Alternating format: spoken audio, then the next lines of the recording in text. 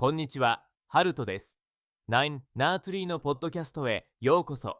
今日は本の要約とレビューをします。自分の小さな左脳から脱出する方法は、アービンジャー・インスティチュートによって書かれた思考や行動の根本的な変革を提案する自己啓発書です。本書は人間関係や職場、家庭で起こる摩擦や葛藤の多くが自分自身が作り上げたシアノーに閉じ込められていることに起因していると説きます。このシアノーとは偏見や固定観念、自己中心的な思い込みなど自分で自分を制限してしまう無意識の心の枠組みを指します。著者は鎖骨の中にいる自分に気づき、そこから抜け出すことが真の人間関係の改善や組織や家庭、社会をより良くする第一部だと述べています。物語形式で語られるため読みやすく、日常や仕事ですぐに応用できる事件力も豊富です。本書を通じて自分自身の見方、考え方を根本から問い直し、より豊かな人間関係を築くためのヒントを与えてくれる一冊となっています。自分の知らず知らずのうちに持っていた思い込みに気づくことができ、人との関係性を大きく変えるきっかけにもなります。多くの読者が直面する旗手を乗り越える広口を本書は優しく、しかし具体的に試してくれます。この本の重要なポイントをお伝えします。まず最初に、マソンガの概念とその正体、本書の核心となるアイデアが、チアンオの概念です。サナオとは、私たちが無意識のうちに身につけてしまう自己中心的な思い込みや他者への否定的な視点、自分が被害者だという感覚など、心の枠組みのことを指します。この箱の中にいると、周囲の人や環境を公正に見ることができなくなり、自己正当化や責任転嫁など、自分の行動を正当化する言い訳が増えてしまいます。鎖庫に入ることでコミュニケーションがうまくいかなくなり、人間関係がぎこちなくなることが多々あります。本書は誰しもが持つこのシャナンを自覚することこそ心の解放につながり、より良い人生を歩むための重要な第一部であると説いています。次に、セコに入るメカニズムとその影響。人が破則に入り込んでしまうのは、特定の出来事や対人関係における選択がきっかけとなります。例えば、相手に対して責任を負いたくない気持ちや面倒ごとから逃げたいという思いが強くなると、人は箱に入る傾向が強くなります。箱の中にいるときは自分の都合の良いように物事を解釈し、周囲の人々の仁義や努力を正しく認識しにくくなります。そのため、ちょっとしたコミュニケーションも誤解や対立に発展しやすいです。本書はこのメカニズムを分析し、人間関係やチームワーク、組織運営に与える具体的な悪影響を分かりやすく示しています。この理解を通じて、自分がどのような時に箱に入りやすいかを自覚しやすくなります。さらに、表からの脱出法と事件力、表から抜け出すには、まず自分が箱の中にいることを素直に認める必要があります。そして、自己正当化をやめて、ありのままの状況や相手の立場に心を傾けることが重要です。本書では、食リカや家庭など様々なシーンでありがちなケースをもとに、どのようにして書から抜け出すのか、その具体的なステップが紹介されています。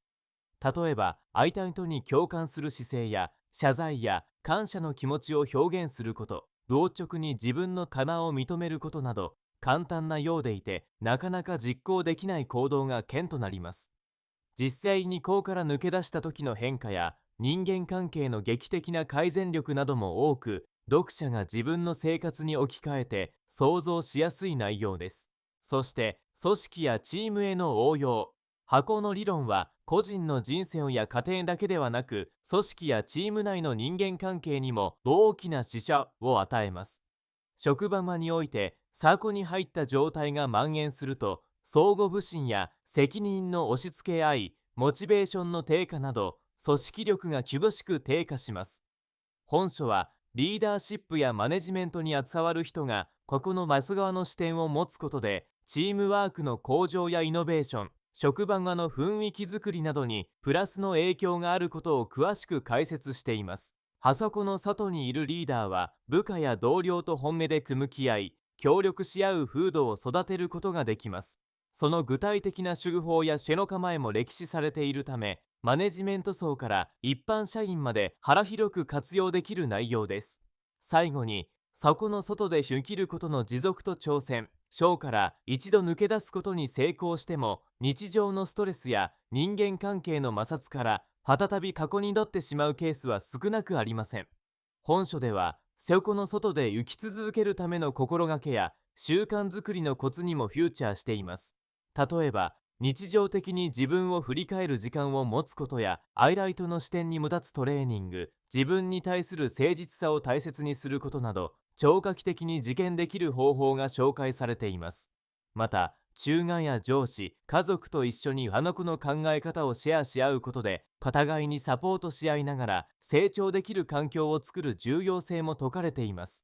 自己コントロールと他者への思いやりを両立するための普遍的な知恵が詰まった章です。結論として、自分の小さな遮脳から脱出する方法は、自分自身や他者との関係性を根本から見直したい人、職力間や家庭の人間関係に悩みを抱えている人、より良いチーム運営を目指すリーダー層やマネージャー、そして自己成長をなさすすべての方におすすめできる一冊です。箱という抽象的でありながら、誰もが共感できる心の枠組みを可視化し、それに縛られずには生きるための具体的な行動自身を与えてくれる点は、他の一般的なコミュニケーションや心理学の書籍とは一線を離しています。また、物語形式という親しみやすい構成や、実際のエピソードを教えた解説によって、理論の理解だけでも終わらず、自分の生活や修行に直接した時間がしやすくなっています。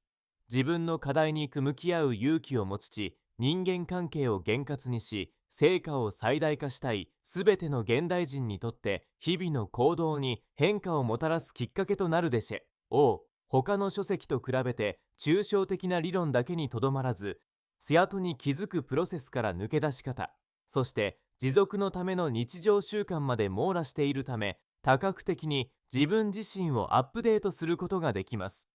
この本に投資することで、自己成長、思議のちのパフォーマンス向上、愛する人とのより深い理解といった様々な面で人生にポジティブな変化をもたらすことができるでしょう。より良い明日を望むあなたにこそ読んでほしい価値ある一冊です。ご支援いただける場合には、アービンジャー・インスティチュート、ポッドキャストの説明に記載した Amazon リンクから本を購入できます。読後の感想をぜひお聞かせください。それではまた。